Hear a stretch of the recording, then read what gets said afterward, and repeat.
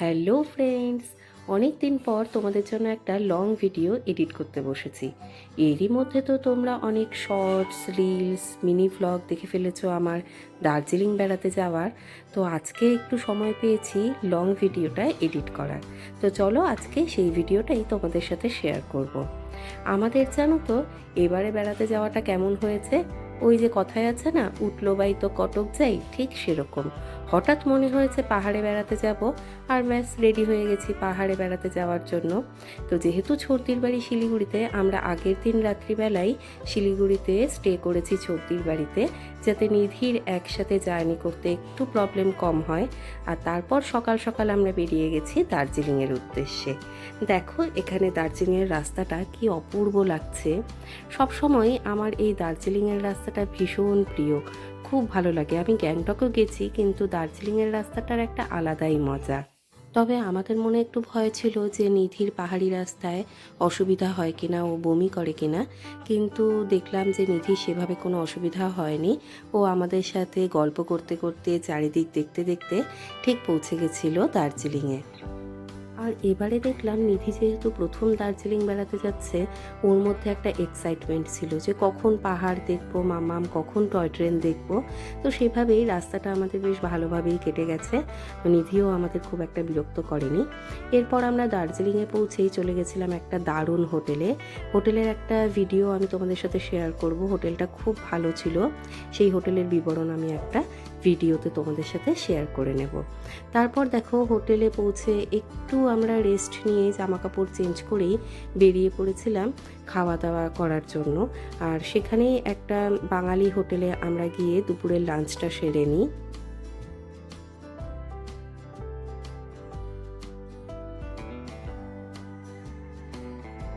এরপরে দেখো সন্ধ্যাবেলা আমরা চলে এসেছি দার্জিলিংয়ে ম্যালে।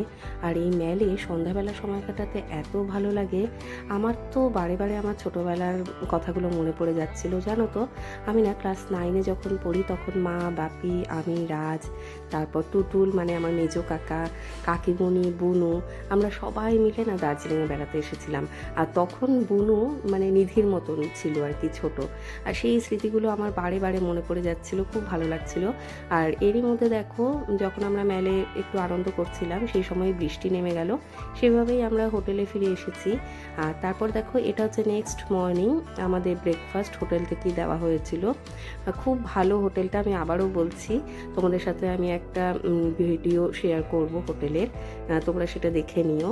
এরপর দেখো নেক্সট মর্নিংয়ে আমাদের ছিল যাওয়ার সাইট সিইং করার জন্য। তো প্রথমেই আমরা চলে গেছিলাম জাপানিজ টেম্পলে।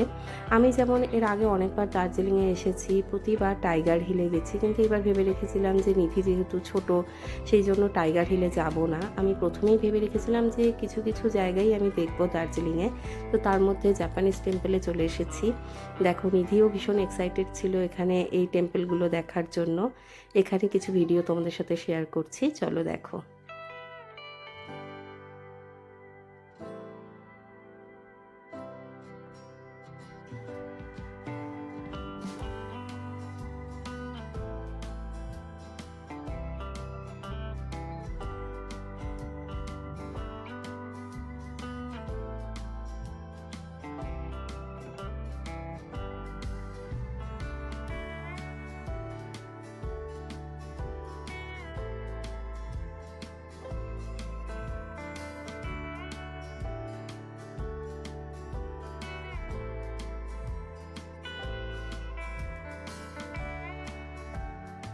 জাপানিজ টেম্পলে কিছুটা সময় কাটানোর পর আমরা চলে গেছিলাম বাতাসিয়া লুপে। কারণ আমার নিধিকে টয় ট্রেন দেখাতে হতো। একটু চেষ্টা করেছিলাম টয় ট্রেনে টিকিট কাটার, কিন্তু সেটা পারিনি, যেহেতু আমরা একদমই কম সময়ের জন্য এসেছি। তারপর চলে গেছি বাতাসিয়া লুপে। বাতাসিয়া লুপে দেখো এখানে টয় ট্রেন দেখতে পেয়ে নিধি ভীষণ খুশি ছিল। আর দার্জিলিংয়ে বর্ষাকালে বেড়াতে এসে এটাই আমার সবচেয়ে ভালো লাগে, সেটা হচ্ছে এখানকার ওয়েদারটা। এই বেশ রোদ ঝলমলে হয়ে যাচ্ছে, হঠাৎ করে মেঘ বৃষ্টি শুরু হয়ে যাচ্ছে, এত ভালো লাগে ওয়েদারটা দেখতে এখানে। তো দেখো এখানে টয় ট্রেনে দেখে নিধি সামনে থেকে, চোখের সামনে থেকে টয় ট্রেন দেখে নিধি ভীষণ খুশি ছিল। আর বাতাসিয়া লুকটা তো ভীষণ সুন্দর, আমরা প্রচুর ফটো ভিডিও তুলেছি, রিল বানিয়েছি। আর এরপর আমরা চলে গেছিলাম আবার লাঞ্চ করতে। লাঞ্চ সেরে তারপর আমরা আবার একটু বেরিয়েছিলাম। দেখো কেমন কুয়াশা হয়ে গেছে, আবার একটু ম্যালের এইদিকে এসেছিলাম, আমার একটু গোল্ডেন টিপস থেকে চা পাতা কেনার ছিল, সেই কারণে। গোল্ডেন টিপস থেকে আমি কী চা পাতা কিনেছি তার একটা মিনি ব্লগ আমার চ্যানেলেই দেওয়া আছে, তোমরা ইচ্ছে করলে দেখে নিতে পারো।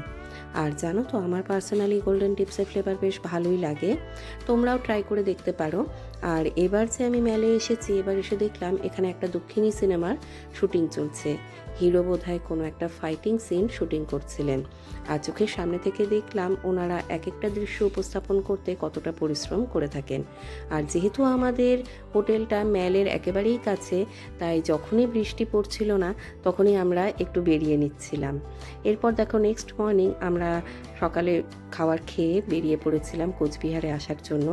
সকালে খাবারের মধ্যে আমাদের ছিল লুচি, ছোলার তরকারি, আর নিধির জন্য ছিল আলু সেদ্ধ ভাত আর ডিম সেদ্ধ। আমি কিছুটা টিফিনও করে নিয়েছি নিধির জন্য, যাতে এতটা সময় গাড়িতে থাকবো ওর অসুবিধা না হয়। আর এখানে দেখো আমরা দার্জিলিংকে টাটা করে উঠে গেছি গাড়িতে শিলিগুড়ি আসার উদ্দেশ্যে। এরপর শিলিগুড়িতে ফিরে আমরা সেই দিনই আবার কোচবিহারের বাস ধরে কোচবিহারে ফিরে এসেছি। এভাবেই আমাদের এই ছোট্ট দার্জিলিংয়ের সফর কেটেছে। খুব ভালো লেগেছে এবারে দার্জিলিংয়ে বেড়াতে গিয়ে। আর নিধি তো ভীষণ আনন্দ পেয়েছে, যেহেতু ওর প্রথমবার দার্জিলিংয়ে বেড়াতে আসা। ও খুব খুশি, আর বারবার বাড়িতে যাওয়ার সময় বলছিল, মামা আবার কবে আসবো, আমরা আবার কবে আসবো।